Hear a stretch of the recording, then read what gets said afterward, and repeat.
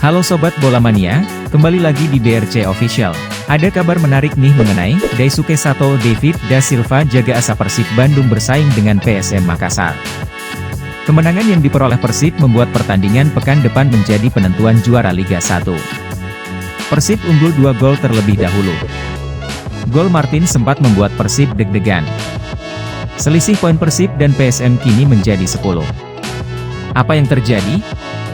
Asa Persib Bandung untuk bersaing dengan PSM Makassar dalam perburuan gelar juara Liga 1 2022-23 tetap terjaga setelah pada pertandingan tunda pekan ke-18 mengalahkan Bayangkara FC 2-1 di Stadion Pakansari, Jumat 24 Maret malam waktu Indonesia Barat.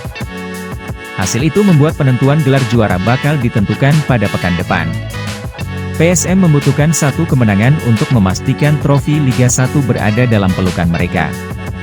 Sedangkan Persib harus menyapu bersih laga sisa, dan berharap Juku Eja gagal mendulang poin. Persib mengawali laga dengan baik, dan berhasil membuka keunggulan melalui gol Daisuke Sato pada menit ke-37. David da Silva sukses menggandakannya di menit ke-67. Bayangkara FC sempat membuat kubu Persib deg-degan, karena Alex Martins mampu memperkecil ketertinggalan pada menit ke-73.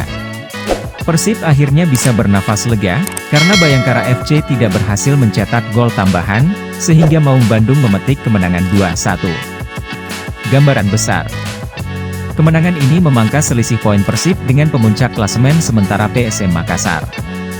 Persib yang sekarang mengumpulkan 59 poin, tertinggal 10 angka dari PSM.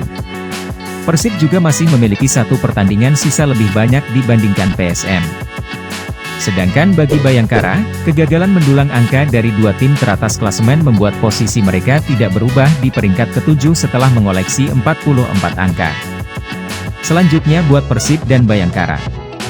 Persib akan berusaha melanjutkan tren positif ini sekaligus menjaga persaingan memperebutkan gelar juara saat dijamu Persija Jakarta di Stadion Gelora Bung Karno Jakarta, Jumat 31 Maret.